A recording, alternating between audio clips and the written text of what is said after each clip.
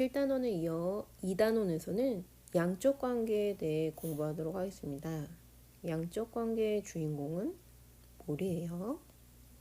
자, 이번 시간에는 원자량의 개념을 복습하고 몰과 아보가드로수의 관계, 여러 가지 물질 1몰의 질량과 부피를 어떻게 나타내는지에 대해 공부하도록 하겠습니다.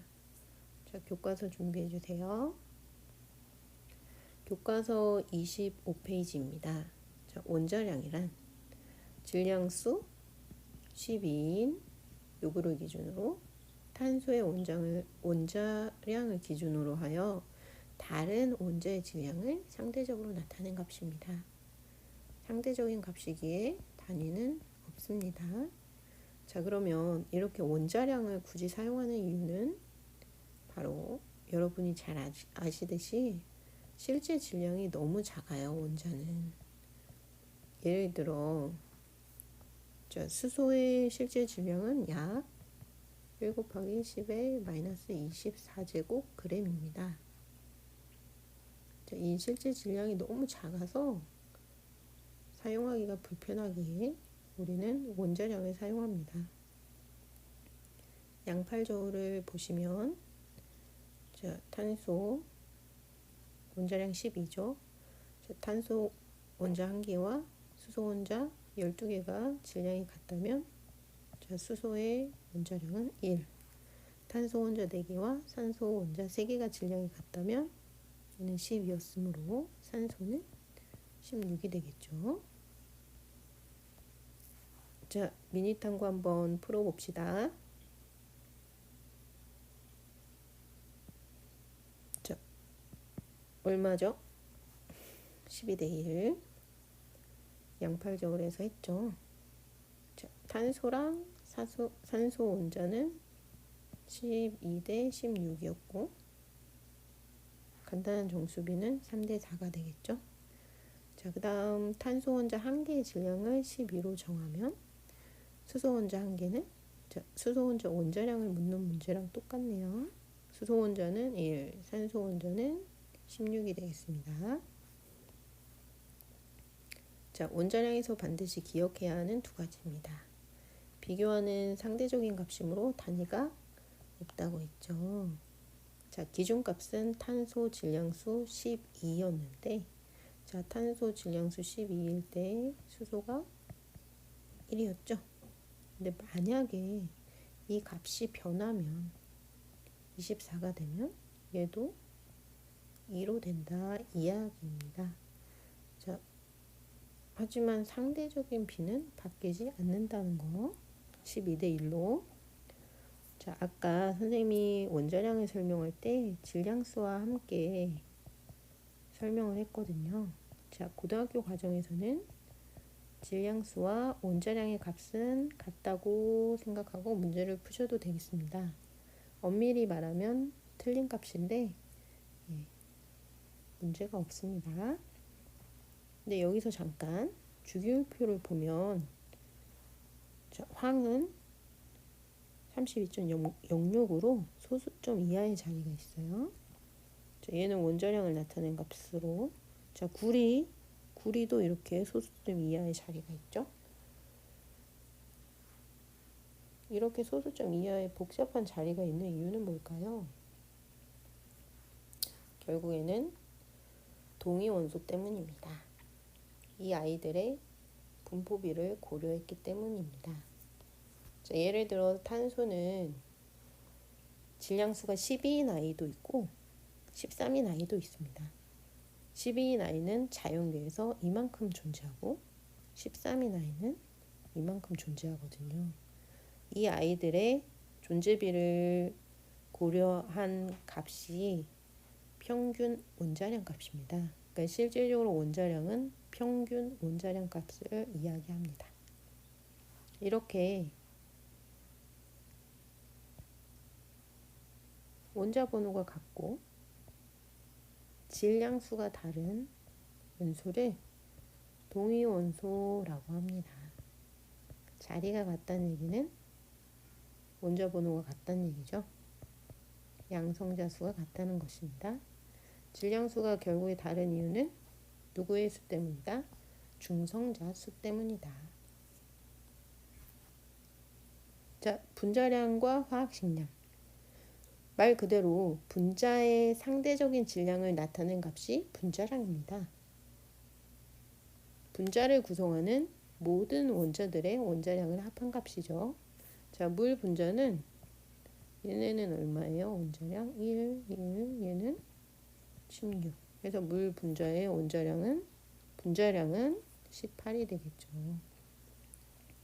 화학식량은 원자량과 분자량을 포함한 의미로 분자라고 일컬을 수 없는, 부를 수 없는 아이들 결정, 좀 구체적으로 말하면 이온 결정이나 금속 결정의 양을 나타낼 때, 질량을 나타낼 때, 자, 화학식이라는 용어를 쓰고 그 양을 화학식량이라고 합니다. 자, NaC의 결정 같은 경우 그대로 더해주면 됩니다. Na23, Cl 35.5 해서 NaC의 결정의 화학식량은 58.5라고 나타낼 수 있습니다.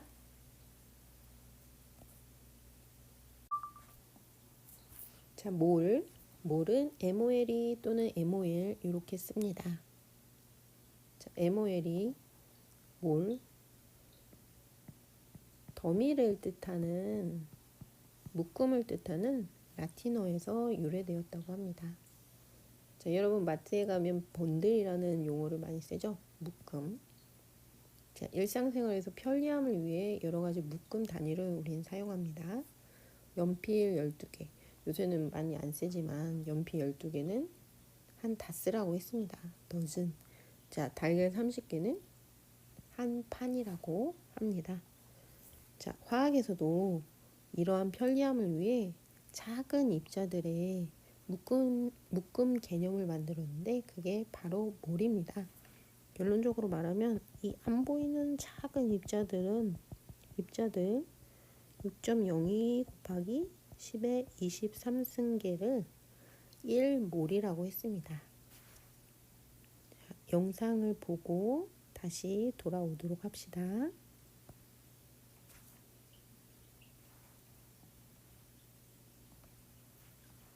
Molecules, atoms, and just about anything extremely small.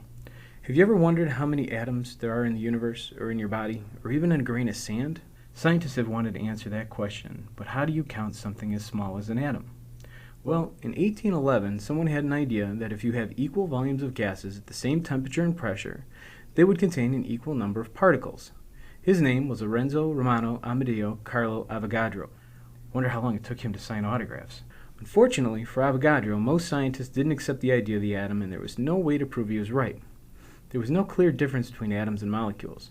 Most scientists looked at Avogadro's work as purely hypothetical and didn't give it much thought. But it turned out he was right. By late 1860, Avogadro was proven correct, and his work helped lay the foundation for the atomic theory. Unfortunately, Avogadro died in 1856. Now the thing is that the amount of particles in even small samples is tremendous. For example, if you have a balloon of any gas at 0 degrees Celsius and at a pressure of 1 atmosphere, then you have precisely 602 sectillion gas particles. That is, you have 6 with 23 zeros after it particles of gas in a container. Or in scientific notation, 6.02 times 10 to the 23rd particles. This example is a little misleading because gases take up a lot of space due to the high kinetic energy of the gas particles, and it leaves you thinking atoms are bigger than they really are. Instead, think of water molecules. If you pour 18.01 grams of water into a glass, which is 18.01 milliliters, which is like 3.5 teaspoons of water, you'll have 602 sectillion molecules of water. Since Lorenzo Romano, never mind, Avogadro was the first one to come up with this idea, scientists named the number 6.02 times 10 to the 23rd after him. It is simply known as Avogadro's number. Now, back to the mole. Not that mole. This mole. Yep, this number has a second name, the mole. Chemists use the term mole to refer to the quantities that are at the magnitude of 602 sectillion. This is known as a molar quantity. Atoms and molecules are so small that chemists have bundled them into groups called moles.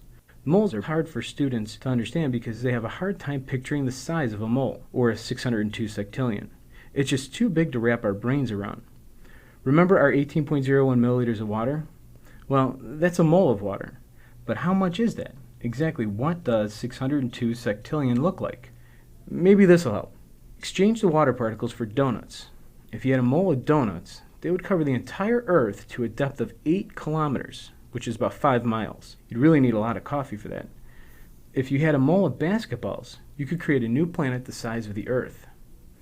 If you received a mole of pennies on the day you were born and spent $1 million a second until the day you died at the age of 100, you would still have more than 99.99% of your money in the bank. Okay, now we sort of have an idea how large the mole is. So how do we use it? You might be surprised to know that chemists use it the same way you use pounds to buy grapes, deli meat, or eggs.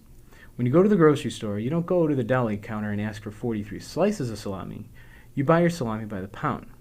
When you buy your eggs, you buy a dozen eggs. When we hear the word dozen, we probably think of the number 12. We also know that a pear is 2, a baker's dozen is 13, a gross is 144, and a ream of paper is... anybody? A ream is 500. Well, a mole is really the same thing.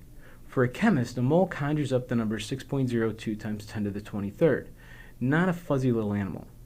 The only difference is that the other quantities are more familiar to us. So there you have it. The story of the mole, Avogadro, basketballs, and how to buy salami at the grocery store.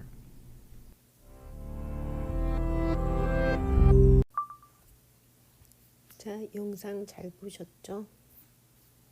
자, 몰은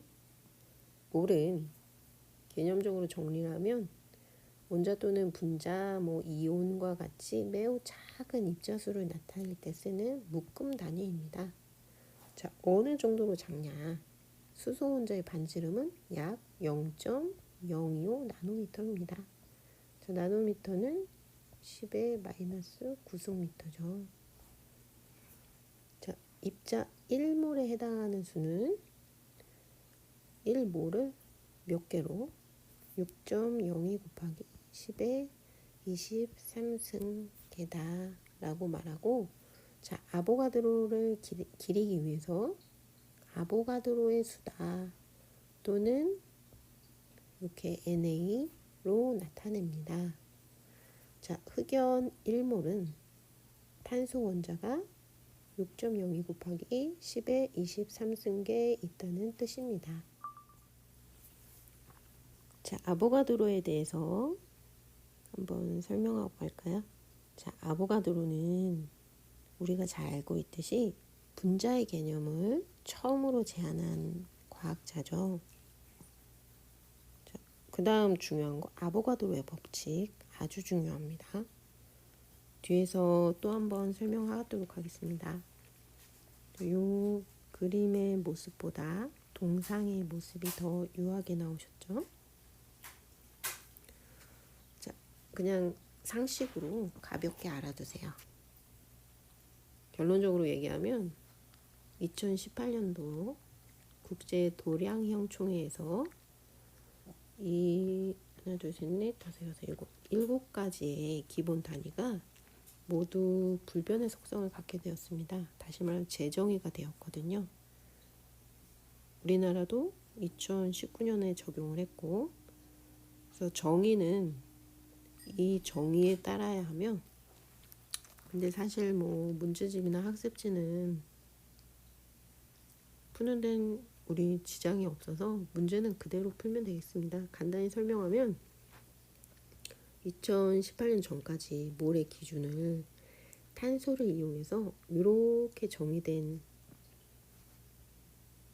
경우가 있거든요. 우리가 학습지도 이렇게 정의가 되어 있습니다. 때에 따라 이제 문제집도 이러한 정의를 사용하는 경우가 있는데, 자, 이제는 요 정의가 아닌, 그러니까 이게 틀렸다는 말은 아니지만 몰에 대한 정의가 이렇게 아보가드로 상수, 아예 딱 개수다 라고 명시가 되었고, 자, 요것만을 사용하는 것으로 제정이 되었습니다. 자, 관련 기사들도 많고 영상들도 많으니까 관심 있는 사람은 한번 찾아보세요. 하지만 다시 한번 말하지만 문제 푸는 데는 전혀 지장이 없습니다. 자, 몰을 우리가 앞으로, 그러니까 그냥 정의는 개수죠. 입자의 수, 개수. 개수와의 관계를 볼 거고, 몰과 질량과의 관계를 볼 거고, 몰과 부피의 관계를 볼 것입니다. 첫 번째, 몰과 입자수의 관계를 보면 그냥 정의 그대로 가시면 되겠습니다. 자, 원자 1몰이 있다 하면 몇 개가 있다는 거죠? 6.02 곱하기 10의 23승계. 분자 1몰이 있다고 하면 마찬가지, 이온도 마찬가지. 자, 수소 원자가 0.5몰개 있다 하면 이 개수에도 몰을 0.5를 곱해주면 됩니다. 자, 화합물을 구성하는 원자의 몰수. 자, 이산화탄소 분자 1몰에는 탄소 원자가 몇 개 있다? 1몰개 있다. 산소 원자 2몰 있다 라고 표현하시면 되겠습니다. 자, 그러면 질소 분자 1.204 곱하기 10의 24제곱개는 몇 몰인지 구해보세요. 자, 1몰의 기준이 뭐였어요? 6.02 곱하기 10의 23승계였죠. 요거로 나눠주면 되겠죠. 자, 나눠주면 2몰 이렇게 나오네요. 자, 이번에는 몰과 질량과의 관계를 봅시다. 우리가 몰질량 또는 몰의 질량을 이라는 용어를 쓰는데, 말 그대로 어떤 입자 1몰개가 있을 때의 질량입니다. 다시 말하면 우리가 어떤 입자 6.02 곱하기 10의 23승계가 있으면 그제서야 이 입자에 그램을 붙일 수가 있습니다. 자, 그래서 1몰의 질량으로 그 물질의 화학식량에 그램 퍼 몰을 붙인 값을 몰질량이다 라고 표현할 수 있습니다. 자, 수소의 몰질량은 약 1 그램 퍼 몰, 헬륨의 몰질량은 약 4g 퍼 몰, 산소의 몰질량은 약 16g 퍼 몰. 자, 여기서 중요한 거는, 자, 몰은 질량과의 관계로도 나타낼 수 있는데, 화학식량 또는 분자량 또는 원자량 분의 실제 질량 값이다 이렇게 나타낼 수 있습니다. 자, 요거를 많이 사용할 거예요. 선생님은 꼭 알아두도록 하세요. 자, 몰과 기체의 부피. 굳이 몰과 부피가 아니라 기체를 붙인 이유가 있겠죠. 자, 아보가드로의 법칙 아주 중요합니다.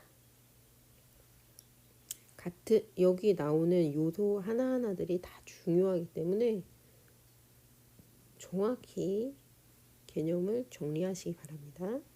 자, 같은 온도와 압력에서, 자, 모든 기체는 부피가 같으면 같은 수의 분자가 들어있다는 법칙입니다.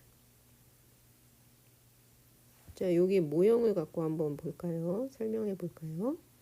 자, 여기 세 개의 방이 있죠. 크기가 다 같습니다.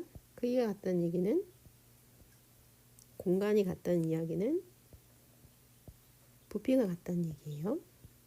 같은 부피고 이 아이들의 온도와 압력이 같으면, 부피가 같으면 들어있는 입자수가 같다는 얘기예요. 자, 분자의 수. 자, 수소 분자 몇 개? 4개. 암모니아 분자도 4개. 산소 분자도 4개가 들어있죠. 자, 그래서 1몰의 부피라는 거. 1몰은 개수 몇 개다? 6 곱하기 10의 23승계다. 다시 온도가 0도씨와 1기압, 기압이 1기압으로 같을 때 모든 기체는 종류에 관계없이 모든 기체에 6 곱하기 10의 23승계가 차지하는 부피는 22.4리터다. 과학자들이 밝혀냈습니다. 대단하죠? 자, 온도가 바뀌면, 자, 25도씨 1기압에서는 1몰의 부피는 24.5리터가 됩니다. 굳이 기체를 논하는 이유는, 고체나 액체는 물질마다 밀도가 다 다르기 때문에 몰 부피가 다르므로 이 법칙이 적용이 안 됩니다. 그래서 아보가드로 법칙을 설명할 때는 꼭 대상은 누구다? 기체다 라는 거 염두에 두고 공부하도록 하세요. 자, 0도씨 1기압에서 기체 1몰의 양입니다. 자, 수로 나타낼 수 있고 질량으로 나타낼 수 있고 부피로 나타낼 수 있습니다. 1몰의 양. 다시 말하면 수소 같은 경우 분자량이 얼마죠? 2g per 몰. 실제 질량 2g 하면 1몰이 나오고 산소도 마찬가지 분자량 32에 실제 질량 32. 이산화탄소도 분자량 44에 실제 질량 44g을 하면 1몰. 암모니아도 마찬가지죠. 22.4리터도 아까 1몰의 부피였으니까 1몰에 해당되는 부피입니다. 자, 그러면 정리를 하면 몰을 입자수로 나타낼 수 있고 질량으로 나타낼 수 있고 부피로 나타낼 수 있습니다. 이렇게 표현할 수 있죠. 자, 그리고 기체의 부피로 나타낼 때는 항상 이 조건이 붙어야 한다는 거 명심하세요. 교과서 29페이지입니다. 평가하기 문제가 있죠. 자, 곰곰이 생각해서 혼자 힘으로 한번 풀어보세요. 책이나 노트에 풀고 촬영해서 밴드 댓글로 보내주세요. 자, 다음 시간에는 화학 반응식과 양적 관계에 대해서 배우도록 하겠습니다. 자, 오늘도 수고하셨습니다.